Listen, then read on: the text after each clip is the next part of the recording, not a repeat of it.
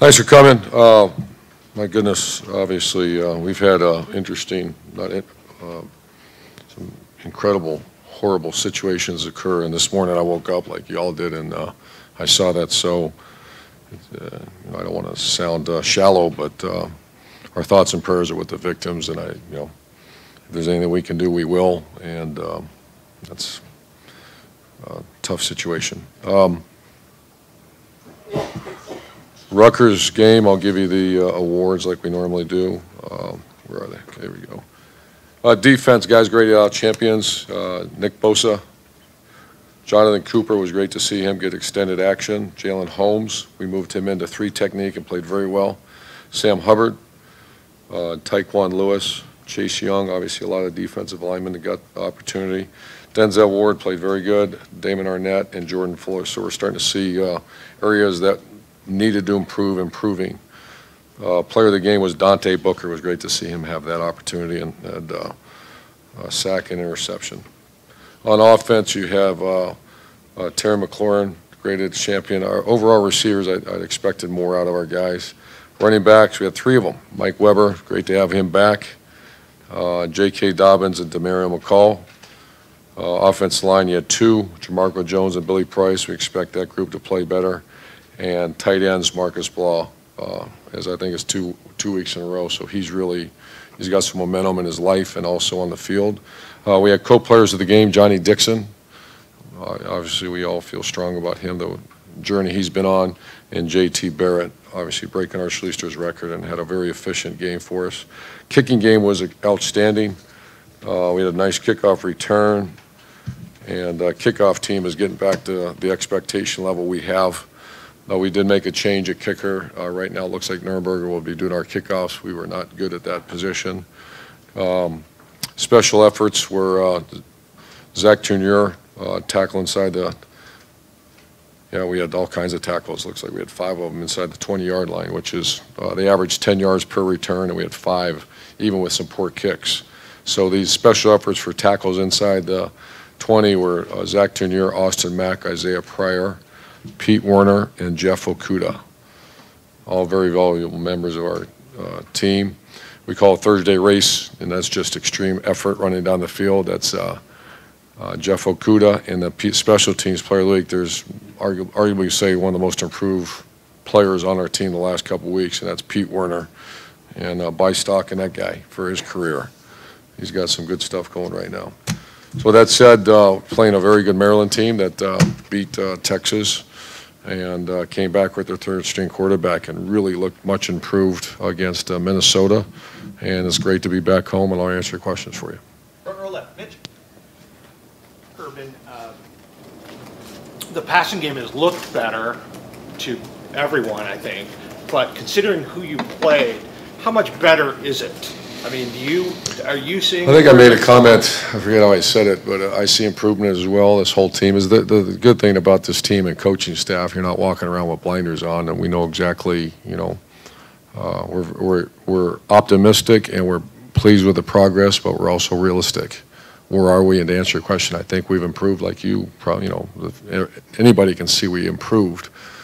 At what, when it comes time this week, can we continue against very good competition? Front row right, Bill.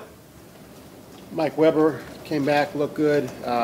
Ben Victor made some nice plays. Even McCall, even though you don't think he's 100%, made some plays. How good do you feel about the development and the sprouting, I guess, of playmakers right now? I feel very good. I think, once again, the question was asked, we're also very realistic,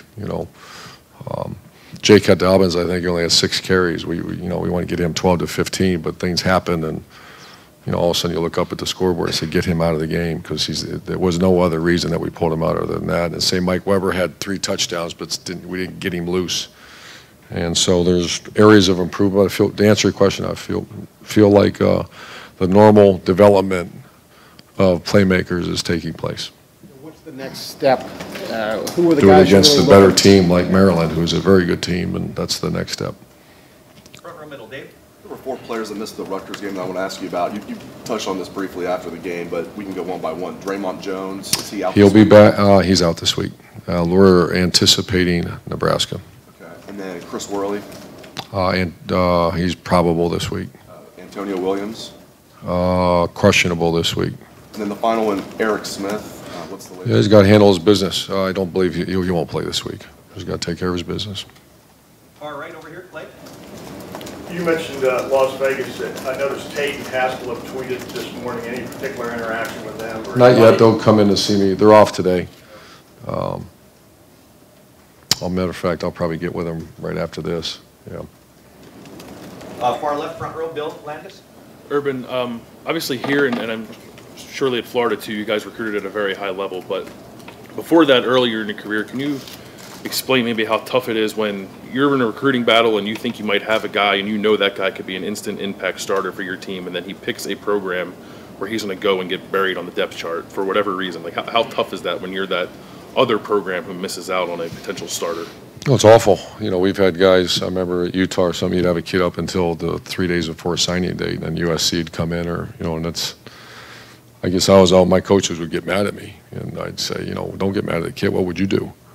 You know, if you had an opportunity to double your salary and go, you know, because Utah back then wasn't in the Pac-12. Obviously, I'm not ditching Utah. I'm just saying back then we're in the Mountain West Conference, and I said, don't get mad at the player. That's what you would do. So it was very frustrating. But I took a much different approach. You always have the B list at once again, when I say Utah, they're the Pac-12. They're on the same level now. Back then, or a Bowling Green you have to have a B and a C list ready to go.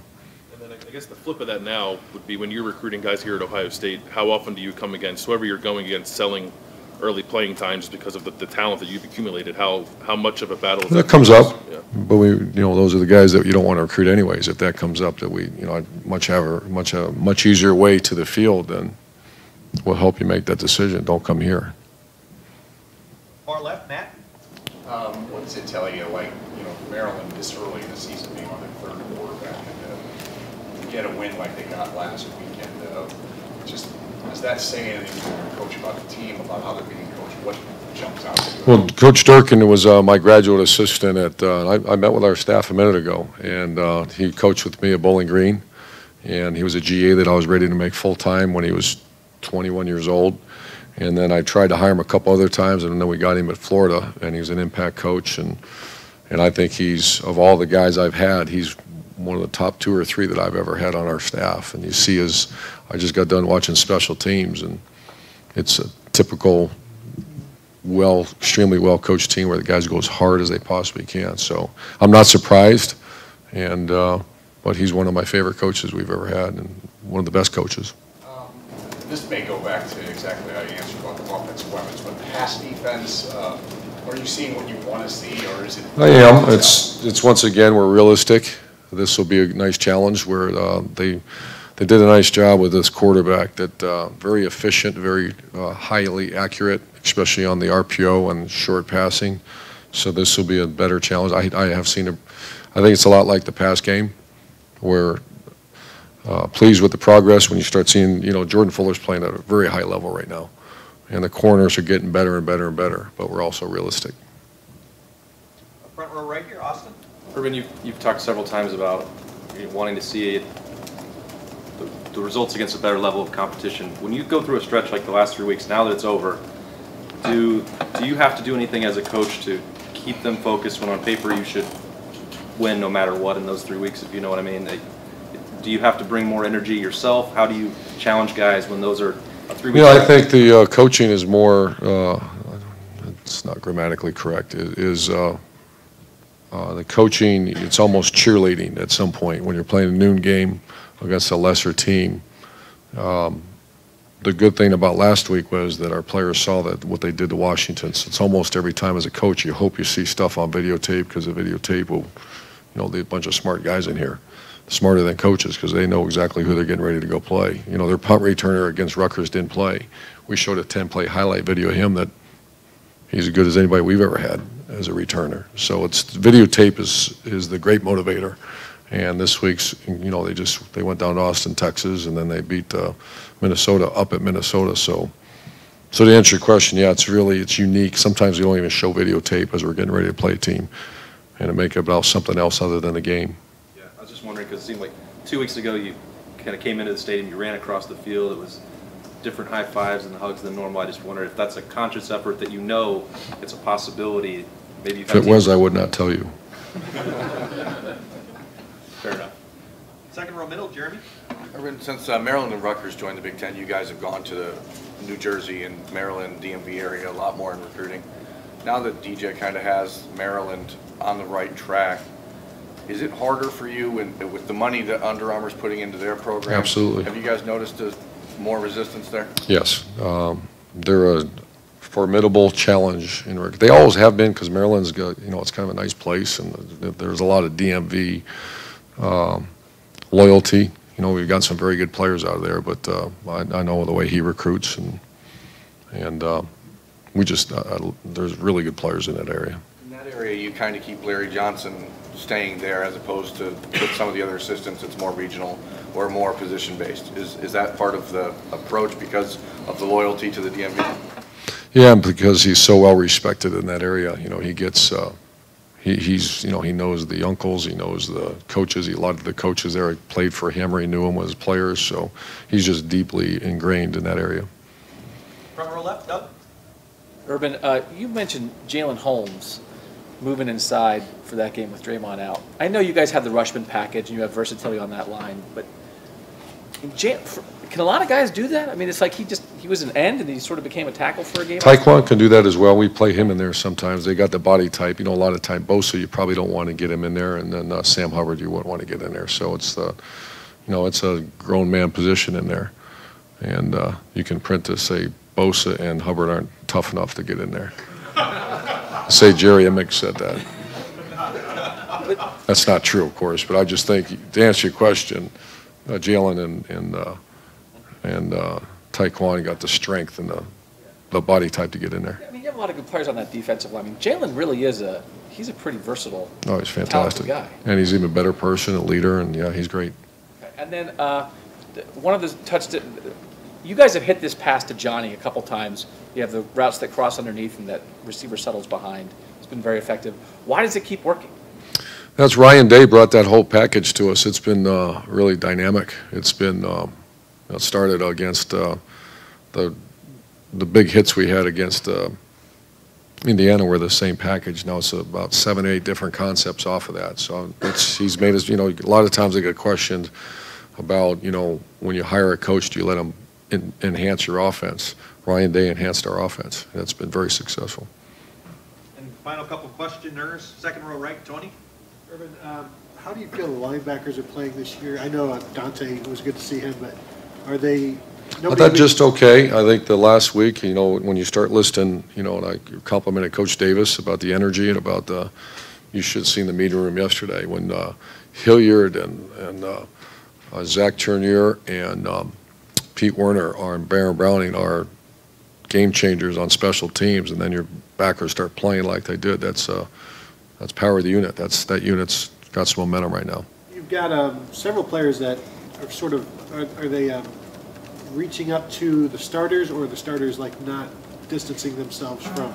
No, the recruiting classes last 2 years have been good. They're pushing. They're nipping at the. I made a comment. I know one thing. Pete Werner should be somewhere. What he's been doing the last few weeks. I mean, he's fast as He's a great kid, and he's tough as anybody. So. And final set of questions. Front row, Tim. Yeah, Urban. As you look at your offense right now, do you?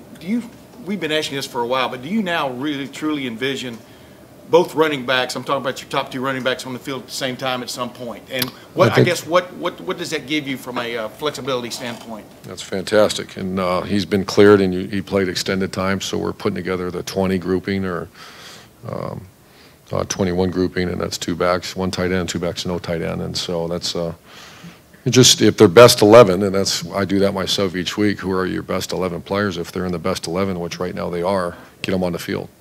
Terry McLaurin had 2 15-yard penalties on the same play, but he was a champion. How did he resurrect his score, I guess? I mean, that was a head coach's decision because I like Terry. Yeah. But then on top of that, I mean, true. If I didn't like him, he would have a great chance. What did he bring, I guess, to the table besides that? Same thing he brings every day. And, we don't condone that, and I had a little chat with him, but you guys probably know Terry. You know, he's everything you want, and don't do that. But there was a cheap shot on him early in the game, bad one, and a tough guy like that carried with him for a while. Yeah, it seemed like it did. And the other thing, do you see your receivers, for want of another word, playing with a little bit of a nasty streak now that maybe they didn't have? I mean, do you see? I see that. Do you see that evolving? Yeah, just disappointed though. Early in the game, we didn't make the. You know, we had a couple opportunities, we didn't do it. But yeah, I see it very tough. One of the toughest groups we've ever had at that position. I mean, I'm talking about 16 years. Those guys are tough guys, and it's led by Terry and Paris. They're the cultures drive the leaders drive the culture, which drives the behavior, and they're driving it. Thank you, Coach. Thanks, guys.